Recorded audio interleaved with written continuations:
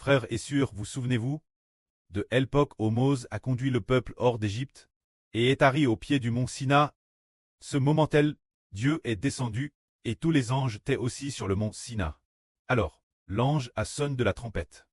Un son terrestre fort. Ce moment-là, Dieu a par Moïse d'une voix de tonnerre. Ce moment-là, le son de la trompette était très fort. Et lorsqu'il a atteint son paroxysme, Dieu a parlé. C'était le moment où Dieu a fait alliance avec la nation d'Israël, consacrant la nation d'Israël Dieu par cette alliance, pour qu'elle devienne un royaume de prêtres et de rois.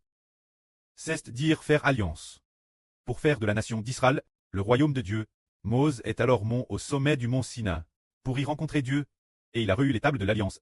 Il a donc établi par alliance que la nation d'Israël, parmi toutes les nations et tous les peuples, celle qui pose de l'étable est l'arche de l'alliance. Ce royaume est le royaume de Dieu. Cette poquelle des anges sonnait de la trompette. Mais notre époque, les anges sonnent aussi de la trompette. Lorsque la septième trompette a retenti, l'alliance est entrée en vigueur. Dieu fait alliance pour désigner un royaume comme le royaume de Dieu. C'est une alliance pour désigner le royaume de qui? Comme le royaume de Dieu.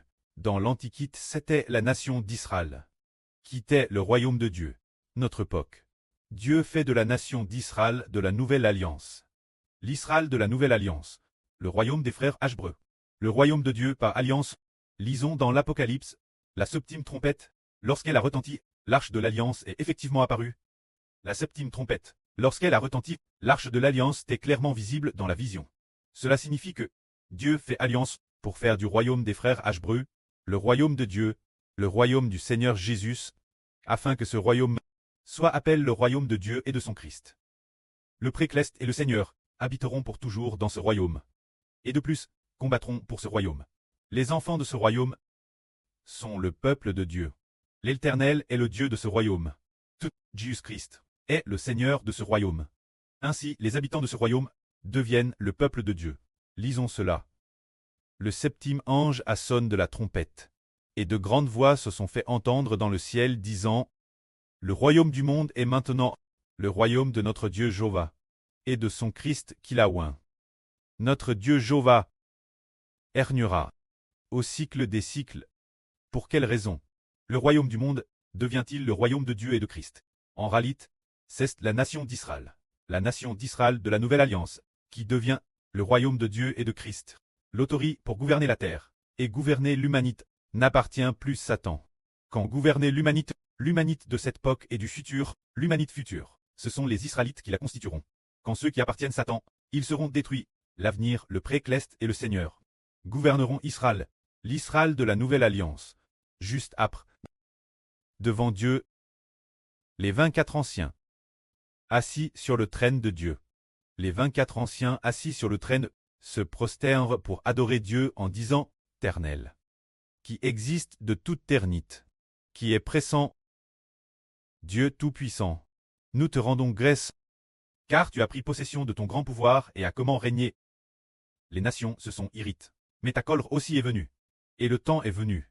Oh, les morts doivent te juger, de récompenser tes serviteurs, les prophètes, les saints, chrétiens, et tous petits et grands, qui craignent ton nom, et de leur donner la récompense.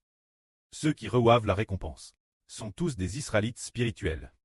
Il est dit ici aussi, et tu vas aussi détruire la grande Babylone qui corrompt toute la terre.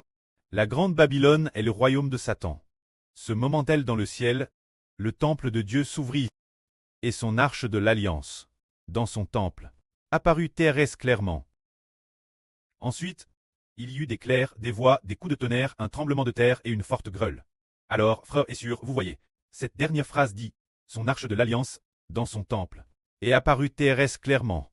L'arche de l'alliance est l'alliance. Dieu a déjà fait alliance, pour faire de ce royaume, le royaume de qui? Le royaume de Dieu et de son Christ.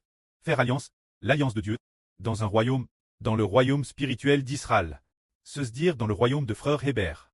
Quand le septième ange sonna de la trompette, Dieu a alors choisi notre royaume pour trait le royaume de Dieu. Le Seigneur a aussi choisi notre royaume pour trait le royaume du Seigneur Christ, ainsi le royaume de frères Hébert, et appelle le royaume de Dieu. Le royaume de Christ, le royaume spirituel d'Israël. Que la gloire soit rendue au prêtre et au Seigneur. Amen.